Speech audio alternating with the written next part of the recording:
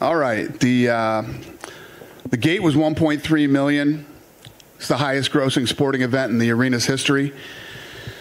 The we did 4 performance of the nights instead of a fight, no fight of the night. We did Tom Breeze, Stewart, Silva, and Allen. Those guys all got $50,000, so congratulations to them. Who's got the first question? What's up, buddy? How much? Was that a tough call on the bonuses? First of all, that Amir Khan night fight was pretty entertaining as well. Yeah, I agree. It always sucks. It's never fun doing the bonuses. Let's talk about the main event. Internet's blowing up right now. Everybody's debating, how'd you have it school? My phone's blowing up. Everybody's texting me. Robbery, till one, this and that. So it's one of after the fight, they all looked at me and said, who do you think won? I said, I have no idea. Every round was so close. When you have rounds that are so close, you almost sort of lose track of scoring and trying to figure out who won. It was a tough fight to score. Darren Till seems like a star in the making. I mean, undefeated. He's got kind of that X factor. Obviously, it was great in Liverpool this week, but the weight issue, certainly a big issue. So, give me an idea. That's only happened one time. Right. It happened one time, and he has an excuse for it. But I'll let him tell you why it happened and what went on. I don't think it's my place to talk about it. So I'll let him tell you when he comes in. Okay, so that would be my question, because obviously he looks in line for a big fight. He wants big names. You do feel comfortable with him that, hey, he can make welterweight and we can use this kid? I do. Hey, Dana, how you doing? Good, how are you? Very well, thank you. What about, he's been talking about wanting to bring a stadium fight to the UK. He's obviously got a lot of heat behind him. He's a tremendous young man.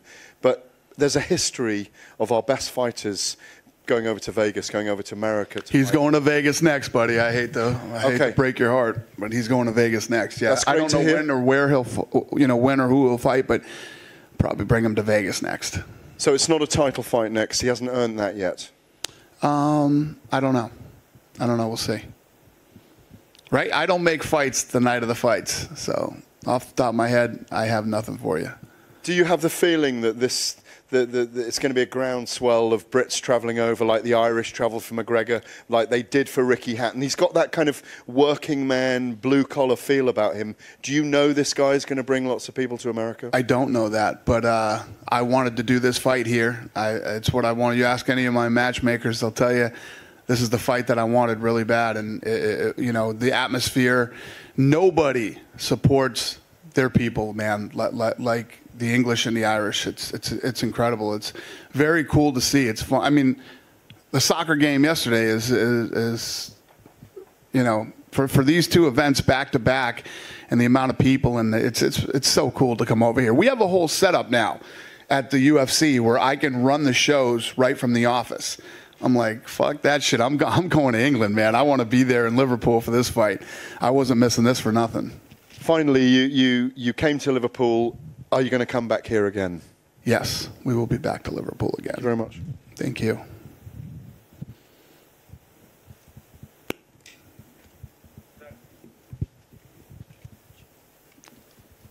Hiya. Hi. Craig White took the co-main event slot on, I think it was 12 days' notice. Obviously, it didn't go his way, but what's his future in the UFC? Yeah, I don't know. He took this fight on short notice. We'll definitely give him another opportunity. I love that. I love when guys step up like that, and we appreciate him. And he'll be back.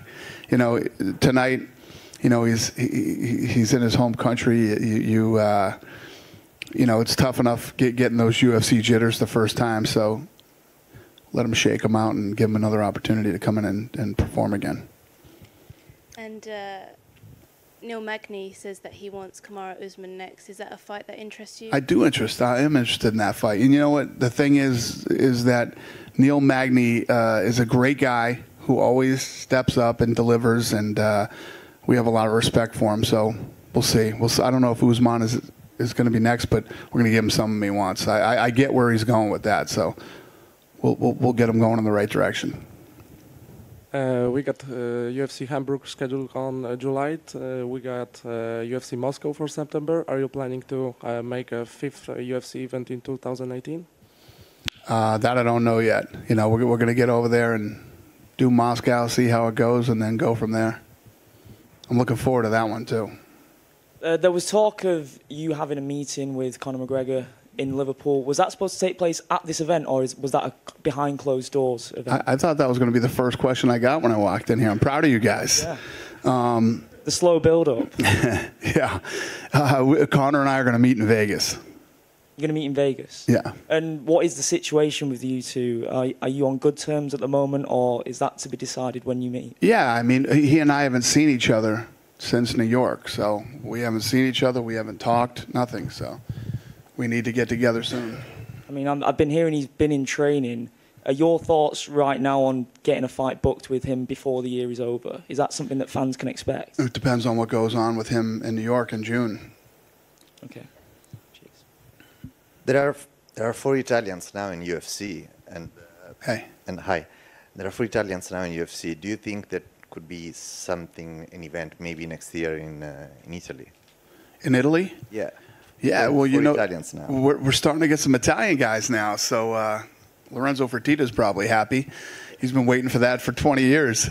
But yeah, I would love to do an event in Italy. Would love to. And to do these events in these different markets, you can go there without having, you know, people from that area. But man, it helps. It helps when you have some good fighters, some good talent from the area, and we're starting to get some guys. So yeah, cool. First of all, Daniel, thank you for bringing a great event over to the UK again. Thank you. Obviously, the success of tonight, would you consider showing obviously different cities with someone like Tom Breeze being from Birmingham? Would you consider going to a city like that? You got to slow down, my man. Would I be interested in what? Something with Tom Breeze? So you've got Tom Breeze, who's obviously from Birmingham. Yeah, look great. Look great tonight. It's good to have him back. Would you consider going to Birmingham again? Yes, absolutely. Perfect. Thank Yes. So, Dana, you said that a lot is to be decided of Conor's career depending on how things happen in June. Well, we can't determine anything about what's next for him until June is cleared up. If ideal scenario things go smoothly, everyone's talking about Khabib versus Conor. Would that, you know, like I said, fingers crossed, things go as planned. Is that a plan for you? I'm pretty confident that that is the fight that Conor wants, and I'm pretty confident that that is the fight that Khabib wants. So, yeah, I could see that happening. And got to ask as well, last time we saw Alexander Gustafsson, he looked phenomenal.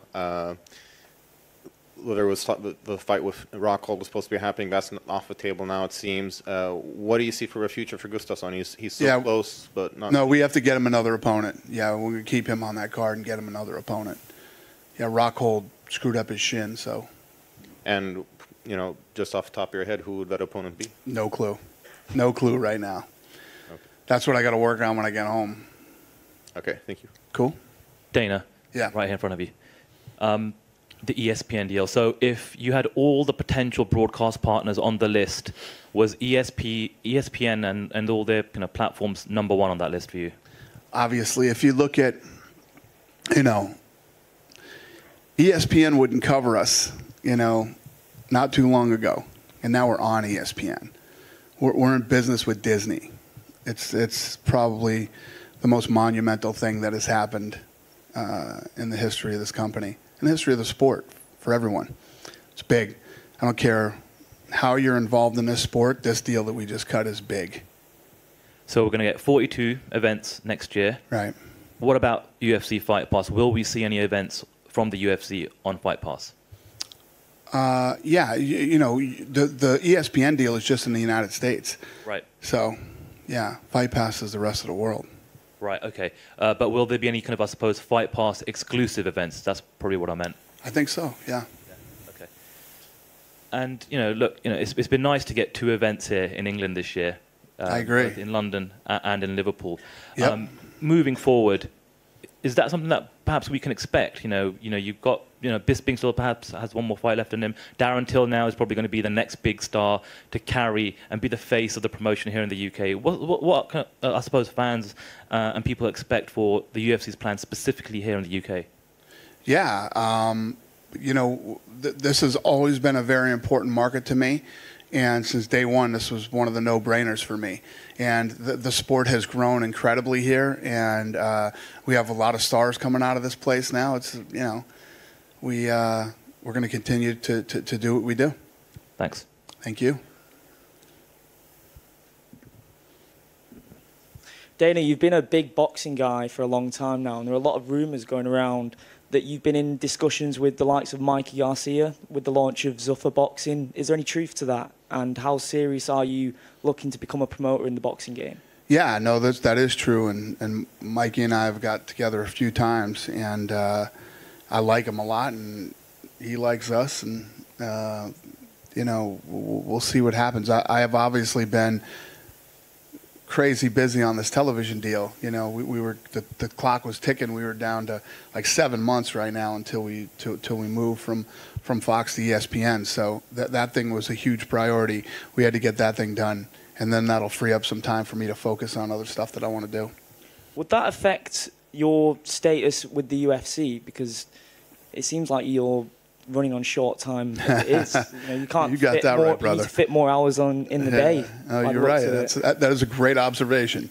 No, so what would happen is, what I would do is I would get it going, and I would put somebody else in there to run it. Was the rumours of you, because there were initial rumours of you going over to Cardiff for the Anthony Joshua Joseph Parker fight? Yeah. Over you discussing a deal with Eddie Hearn in some capacity. Yeah. How come that didn't happen? What happened was the last couple months I've had some bad health issues with my ear. Yeah. So I was dealing with that. That's why I couldn't make the flight over to England that time. And I was talking to them, and then Eddie Hearn ended up landing that big TV deal, and it seems like it's going to be the battle of the billionaires at the moment. Because he's just struck $1 billion deal himself, hasn't he? Yeah, no, and that's great. It's great for the sport of boxing. It's great for him. I'm not looking to come in and steal anybody from. I'm another guy who can offer some money, and if anything, it's great for the boxers. And. I'd said many times that I thought he was the most marketable guy in the world. Good-looking kid, big, strong guy, and Eddie Hearn handled his business and got him straight. So it's all good. I'm not out there trying to steal anybody from anybody. And finally, as ever with the case of CM Punk, there is always controversy not far away from that conversation. Alistair Overeem has been demoted to the prelims of the Chicago card.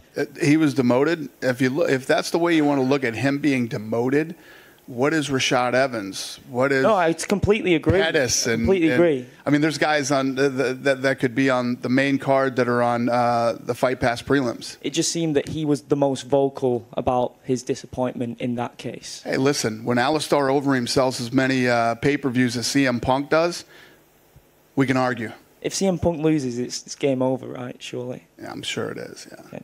Thank you. Right here, Dana. Hey. Hey. Matt Spurnell, he fought against Arden Allen and was pretty much ahead on points all up. He was definitely ahead on points. Yeah. What did you think about his performance?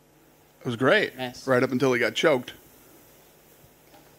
So you looked very good up until then, yeah. Yeah. Looking forward, he's 1 and 2 in the UFC.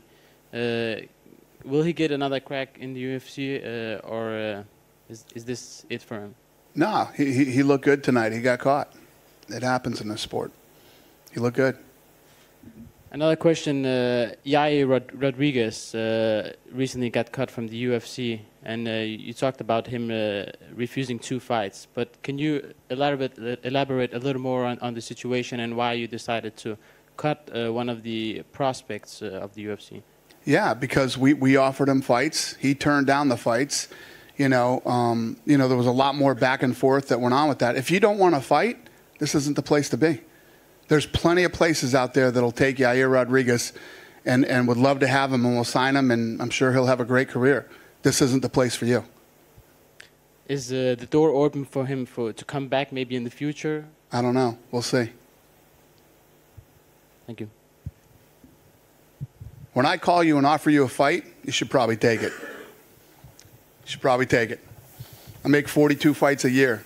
And if you don't want to fight and you want to be picky and choosy and you don't want to do this and you don't want to do that, then you probably need to go somewhere else. And I'll help you get there.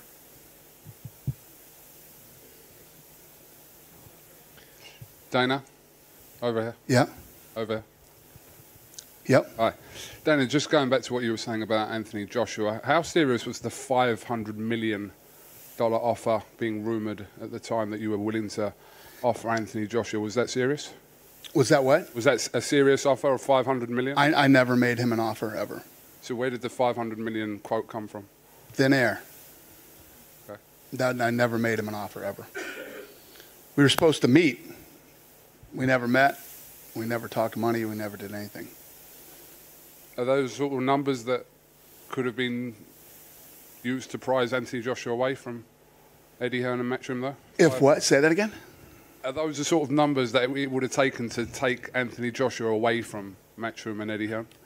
Oh, I don't know. That isn't even really the kind of deal I was looking to structure.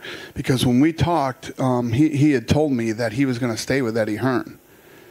He told me he was going to stay with Eddie. He was never going to get rid of Eddie Hearn. And that was never the plan. It was never like I was trying to move in and steal him from Hearn. The deal is that I felt that we could add a lot of value to them in the United States. So we could cut some kind of a deal for the U.S. You know, he's big in England. Everybody knows who he is in England. And I have the machine to make him big in the United States. That was the plan. With the deal Eddie Hearn has with DAZN, this $1 billion deal, is it something that you'll look to perhaps work with Eddie with? Yeah, you know, listen, I've worked with Heyman. There's a lot of guys that I would love to work with in the boxing business. Bob Arum isn't one of them, but there's a lot of other guys out there that I would. Yeah. This is the last couple questions over there. Can I get it? Cheers. Dana, obviously Darren Till is the guy who's going to grab all the headlines this weekend. But it was a bit of a tricky weekend for him with the weight cut issues and all the things that happened leading into the fight. Talk to us about Stephen Wonderboy Thompson and how he conducted himself during that process and your dealings with him and his camp during that tricky spell. Because he could have been quite within his rights to have said, do you know what? I'm not going to take this fight now. Absolutely. He absolutely could have. And him, his father, his camp, all absolute professionals, and I have nothing but respect for them. They, believe me, there's plenty of guys on this roster that would have bailed on that fight. And, I have a ton of respect for him. And obviously we'll do everything we can to give him what he wants in his next fight. What do you think might, obviously without naming names, because you don't do that in press conferences, but he fought, he's number one contender, fought a guy lower in the rankings than him and has lost a decision. There's an interim title fight doing the rounds. There's obviously Tyron as a world champion. What do you think the next logical move is for Stephen Wonderboy Thompson now after today?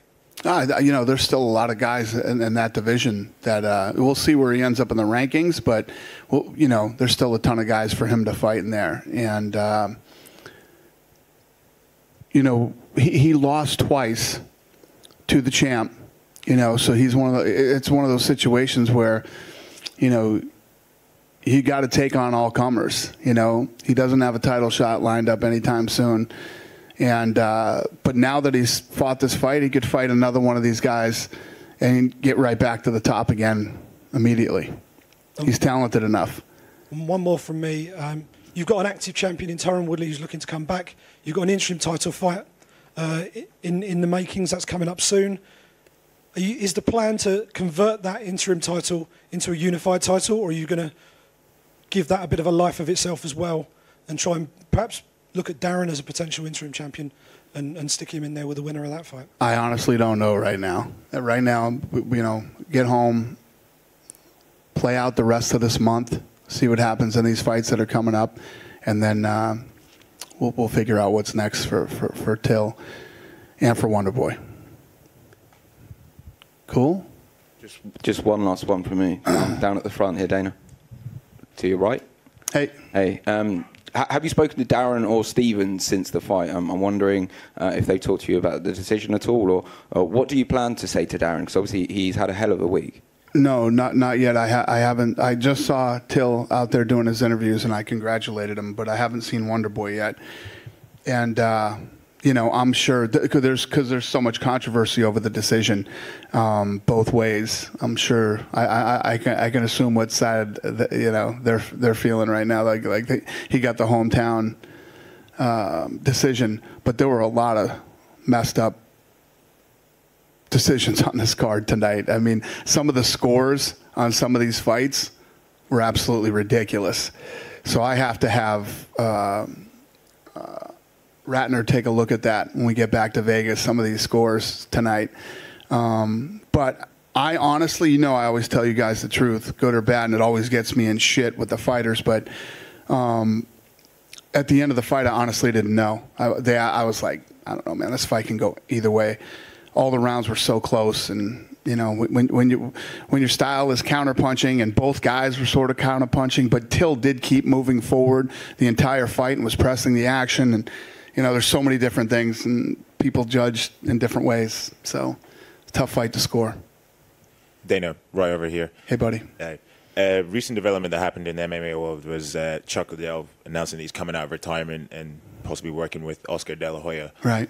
I know initially you weren't the biggest fan of such a pairing happening. What's your thoughts now that Chuck has officially announced that he's coming out of retirement? Well, I said this before. I hope he's coming out of retirement to be partners with De La Hoya and not to fight. I hope he doesn't fight. And perhaps do you think that Oscar is, what's the word I'm looking for, just taking advantage of Chuck and using him as a big name to make headway into the MMA world? I don't know if De La Hoya is that smart. Yeah. He isn't the brightest bulb on the porch. Okay. Oscar De La Aram is not that bright, but I don't know what he's thinking. Hopefully, Chuck's going to be his business partner and not fight. I don't. Last thing I want to do is shit on Chuck Liddell because I love him. And but I asked him to retire 10 years ago for a reason. And final one for me. You said that you want to take Darren Hill stateside next to Vegas. Any time frame for that off the top of the head, or? No. I mean, the kid just fought, so I got to figure out what's next and where and all that stuff. But yeah, I'd like to bring him to Vegas for his next fight. Perhaps the end of year card, maybe? Or? Maybe. Cool. All right. Thanks, guys. And let me say this, too. Thanks to the fans here. Highest grossing gate in the arena's history. I love coming out here. The energy is unbelievable, and nobody supports their people like you guys do. It's amazing. Thanks a lot. Appreciate it.